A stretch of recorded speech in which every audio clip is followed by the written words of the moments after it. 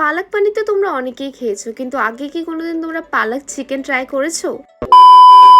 এমনই unique dish নিয়ে open হয়ে গেল আগরতলা একটি নতুন রেস্টুরেন্ট, যার নাম হলো কিচিং রেস্ট্রো।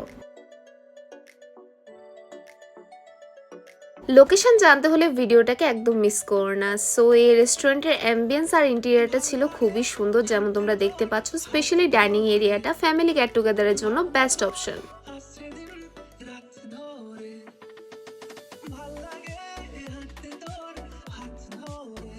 সো ওদের মেনু কার্ডে আমি দেখতে পারলাম ওদের মেন কোর্সে অনেক ইউনিক ফুড আইটেমস ছিল, like Kerala chicken, hariyali chicken, chicken ভুনা মশালা, আরও অনেক কিছু। সো এক্সাইটেড হয়ে আমিও কিছু জিনিস অর্ডার করে ফেললাম।